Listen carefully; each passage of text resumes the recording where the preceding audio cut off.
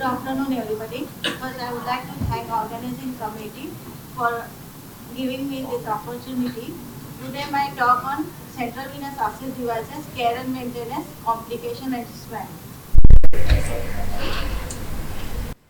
What is central venous catheter? It is a catheter placed in the large vein passing through central or peripheral vein into the superior vena cava. Indications: there are lack of peripheral venous access, infusion of vesicant irritant drugs or hyperosmolar drugs, long-term infusion therapy, antineoplastic agent, blood and blood components, frequent blood sampling and use of ambulatory infusion pump. Contraindication: inadequate when patients are coming after so many chemotherapy and taking them without when we can't give this, especially for PICC. Potential source of infection, injury or trauma, severe bleeding disorder, severe immunocompromised state, and non-compliance patients. There are different types of central venous access devices: tunnel catheter, Brovac, and Hickman catheter. Brovac, Hickman, and Grosjean catheter. Non-tunnel catheter are peripherally inserted center catheter and subcutaneous port. This is the Brovac catheter. It is available in single lumen. Hickman catheters are available in multi-lumens open-end catheters having outside clamp. Grosjean, this multiple lumen catheter, you see that all lumen is separated till the tip. Then Grosjean tunnel catheter, it is a thin transparent silicone material rubber catheter. It is closed and having valve at the tip. This valve is function when you give the negative pressure, it is open outwardly and we can aspirate the blood.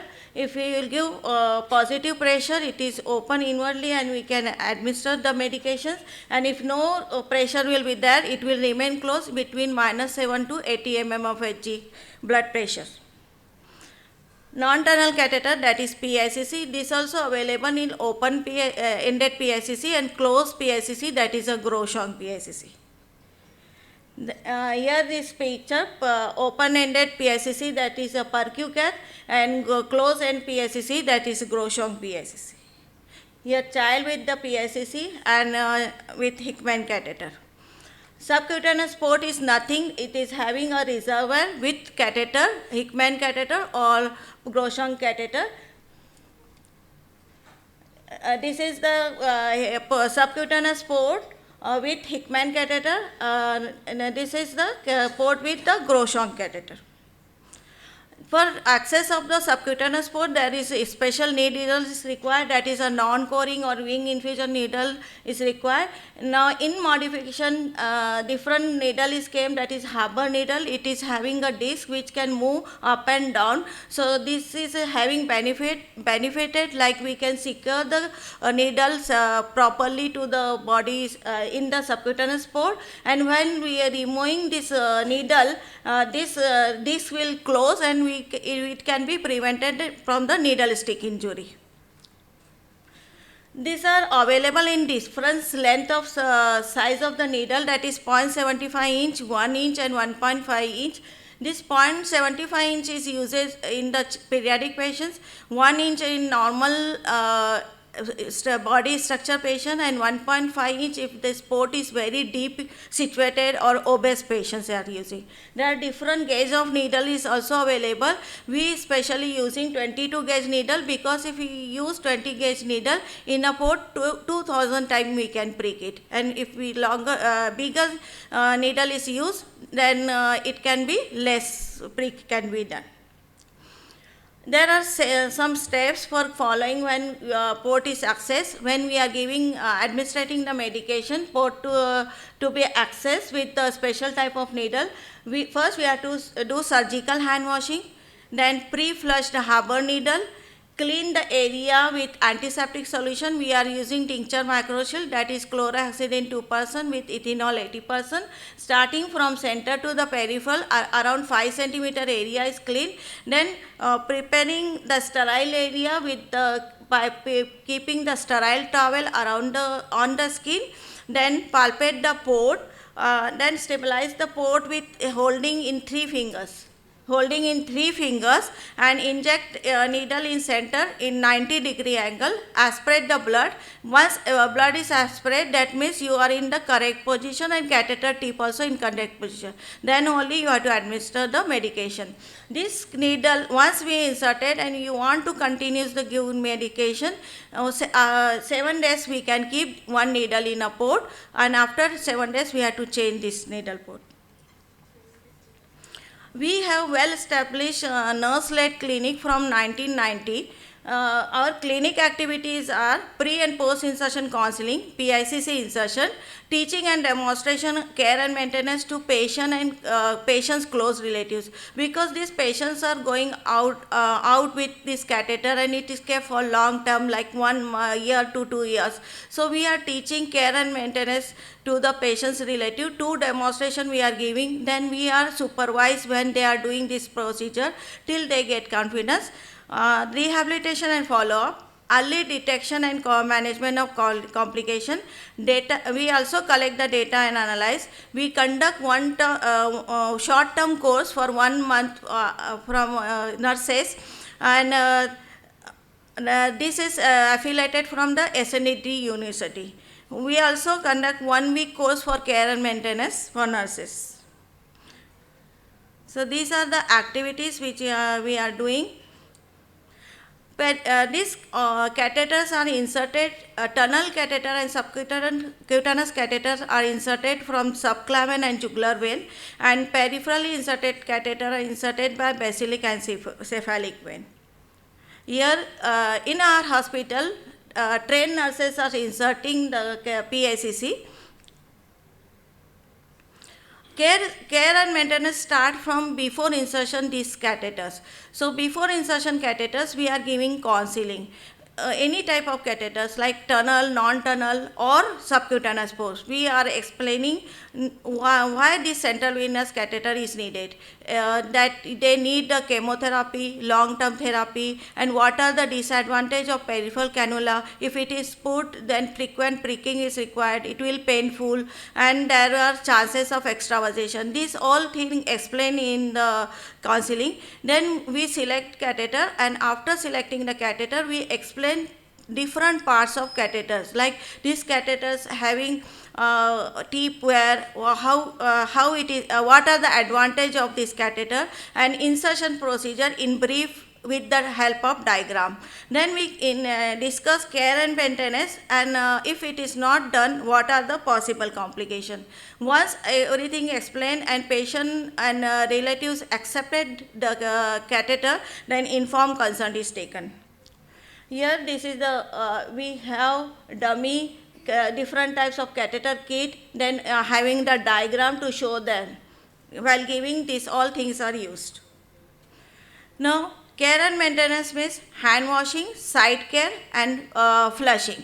This is the importance for care and maintenance.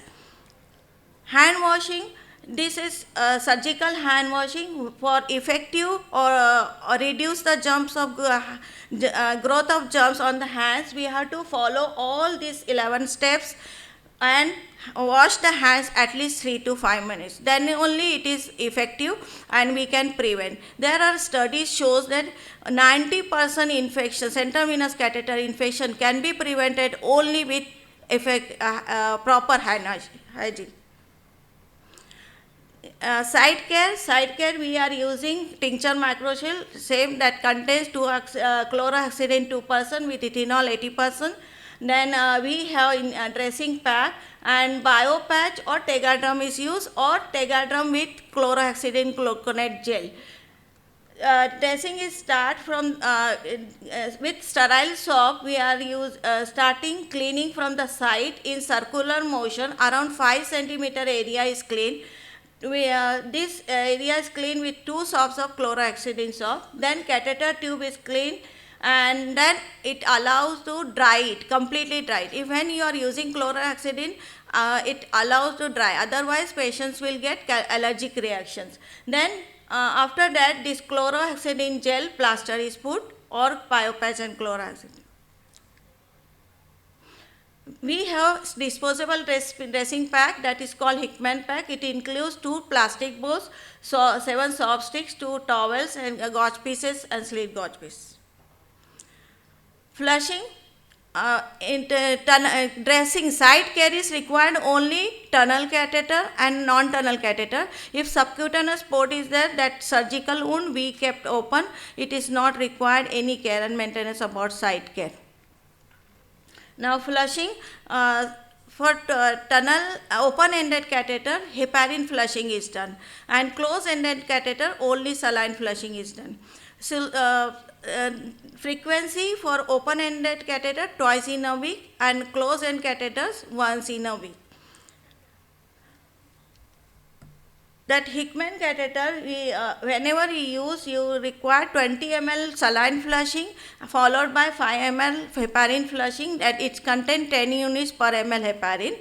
And PICC, you need to flush with 10 ml normal saline followed by heparin if open end PICC is there. If closed end PICC, then only saline flushing is enough.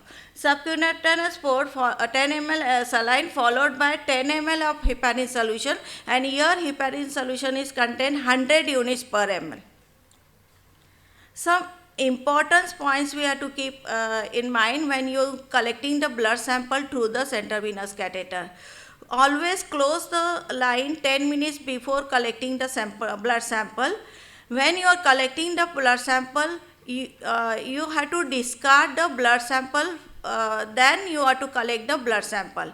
So in adult, if tunnel catheters like Hickman and port is there, 5 ml blood sample is discarded, and in pediatric 3 ml. If PICC non-tunnel catheter is there, then you have to discard 3 ml of blood from the adult patients and 2 ml blood sample from the pediatric patients. Then when you are collecting blood sample for culture and sensitive, do not discard the sample. First sample has to be collected, and when collecting the blood culture, first you have to collect the peripheral, and same time you have to collect from the central line from each lumen separately with separate syringe. Then final flushing, after collecting the blood sample, you have to flush with 20 ml of saline and followed by heparin solution according to the central line. It is important when you are giving any injections or flushing, you have to clean the needle free cap with the alcohol soap or chlorohexidine gluconate. Then only you have to administer the medication. This is the flushing technique when we are flushing through the PICC. Nowadays, a new cap is came. This is called Curos. It is contain alcohol cap. So when we are closing, we are putting this cap. It shows that it will prevent to 60 to 70% bloodstream infection when we are used. This cap can keep for 7 days. And next time when you are open, you have to change it. For discharge, we are giving home-going instruction to, in that everything is explained about when to do dressing and when they have to contact the clinic, so we can early detect the complication. Then we are check the articles for dressing, availability of the articles and dressing for flushing, giving the emergency contact to the patient, explaining about the nutrition, treatment and follow-up. Now, common complications, there are phlebitis, site infection, chemical contact dermatitis, lumen infection, catheter related bloodstream infection, malposition, rupture or catheter fracture, occlusion. These are the common complications we are facing. Phlebitis, it is the acute inflammation of internal lining. There are different types of phlebitis, mechanical, chemical or thrombophlebitis. Causes due to acidic or alkaline drugs infusion, high osmolarity solution, trauma to the vein during insertion, then bigger vascular access is chosen. Patient history, if it is having coagulation, derange or thrombocytopenia, friction to the vein. If below the elbow, if you are putting, so in patients in flexion and extension, that catheter is going in and out, it can cause the friction to the vein, and that can be causes the phlebitis. For prevention, adhere to aseptic technique during insertion using small gauge cannula. We are using 4 French cannula. Then adequate secondment, following guidelines and dilution of solution according the drug guidelines. Early detections of complications. Management, if any phlebitis occur, there are the grading of the phlebitis from 0 to 4. So in grade 1 and 2, hep gel and thromboform ointment is applied. If grade 3 and 4, glycerin maxal dressing is put.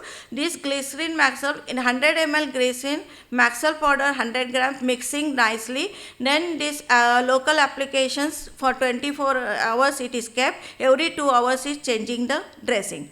Tap phloem is contain two enzyme which enhance the blood flow and it is catalyze the protein which can absorb easily.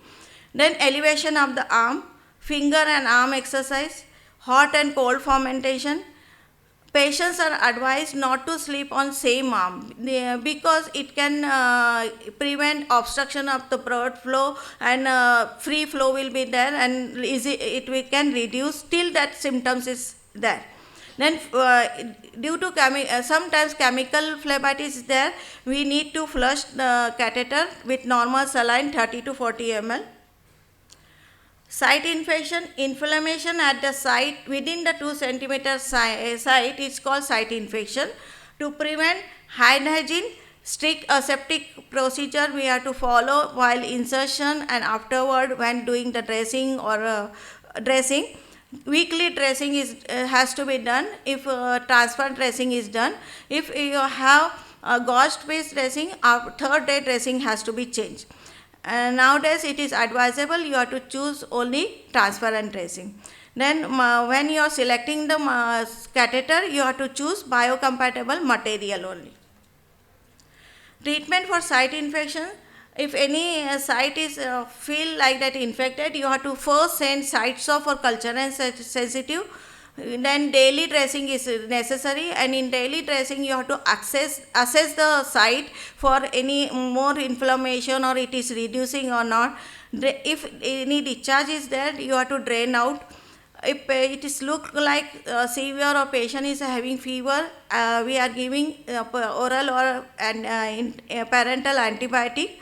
If these symptoms is not resolved within 48 to 72 hours, catheter is removed. Chemical contact dermatitis, if long-term chemical is used or it is if it is came under moisture, contact in moisture, there is seen that patients are getting contact chemical dermatitis. In chemical contact dermatitis, we are changed the medicine, that is we are cleaning the site with poiodine iodine 10% solution followed by clinical spray, and this dressing is done daily or alternate depend on how much allergic reaction is there, and cortisone ointment is application is done, and Medipore, this is the cloth form plaster is there, that application is done. We are not using any micropore or transparent dressing. This dressing is temporary. Once this allergic reaction is gone, then again we come to back same first dressing. Then lumen flushing, bacteria or fungemia is present in the catheter blood with no peripheral culture, no growth in peripheral blood culture. It is called lumen infection. Or clinical presentation, we are seeing the patients are coming chills or fever within 1 hour after flushing, and this will resolve without any treatment, and next fever will come after flushing only. So it is clinically seen that patient is, we can say it is patient is having catheter lumen infection. Ideally, catheter lumen infection we should remove the catheter, but sometimes we require salvage of the catheter. For Staph aureus and Candida, we are removing the catheter, but other bacteria we are using antibiotic locking. We are treating with antibiotic locking. So first, if it is suspected lumen infection, you have to take cultures from the lumen and peripheral and close the catheter till you are getting this sample culture report. After culture report, you have to lock lumen with specific antibiotic for 6 to 7 days. While giving the antibiotic, you have to send the blood cultures on 4th, 5th, and 6th day of antibiotic. And if two blood cultures report shows negative, then reuse this catheter. How to log this antibiotic? First, clean the catheter hub 2 times with before and after injection. Withdraw 2 cc blood and discard it. Then flush the lumen with heparin solutions with only 2 cc. Do not push more, otherwise we are pushing that bacteria inside the blood. So if catheter is closed end or open it, you have to use heparin solution this time. Then administer antibiotic, whichever antibiotic we are kept 50 to 100 mg, like that dose is there. But this antibiotic you log according the prime volume. So in PICC only 0.5 cc antibiotic is logged, and if tunnel catheter or subcutaneous port is there, 1 cc we are logging, because that catheter's prime volume is approximately 0.8 or PICC is having only 0.3 ml. Then again collect the culture from the 4th, 5th and 6th day, and if the 2 reports are came negative, then you can use that. Then catheter related blood stream infection, what is called presence of bacteria is originated by central line is called bloodstream infection, or one sample is positive with peripheral or catheter blood culture with same organism, no other focus of infection, it is known as catheter related blood infection, and if it is there, we need to remove this catheter. But we have to see where is the source of this infection. There is the extraluminal, it is from the skin, intraluminal from the hub, IV set and infusion, and hematogen, that is the from the distance infection. If patient is having some other infection, it also patient will get bloodstream infection. So where to prevent this infection, we have to focus this side, that is the insertion side. So while doing the insertion, very strict aseptic technique you have to follow. Clean the skin with chlorohexidine solution and let dry it.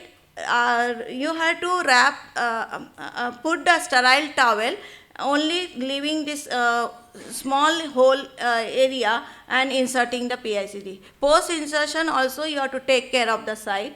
Then while giving the injection through the catheter, clean the disinfect the hub with antiseptic solution. Do not prepare and keep the saline on in hand before. Malpositions, mostly malpositions occurring in IJV and axillary vein and other side. If complex malposition is there, we need to reposition under fluoroscope, but IJV malposition we without removing catheter anything, only with pulse flushing with IV we can manipulate it. So we need to ask the patient take deep breath.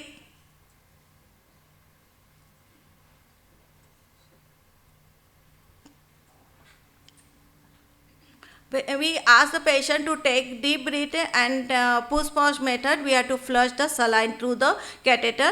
It can manipulate it and it can reach to the superior vena cava. Then catheter rupture. Catheter rupture evidence is swelling, pain, tenderness, or distal to puncture site, change in infusion flow rate, chest discomfort, no backflow, observe moisture or fuel leakage. For prevention, adequate flushing is required. Avoid forceful irrigation, avoid increased pressure, do not use small size syringe. You have to always use when you are flushing the catheter, you use 10 ml syringe only, that will give to gentle pressure. Avoid use of clamps and avoid kinking and twisting of the catheter. Management, confirm internal fracture with venograph. If external rupture is there, we can repair it.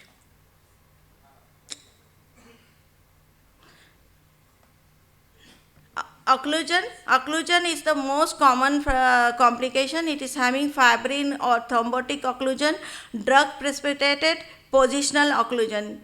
Types, there are one-way occlusion, that means we can infuse it but we can aspirate the blood flow.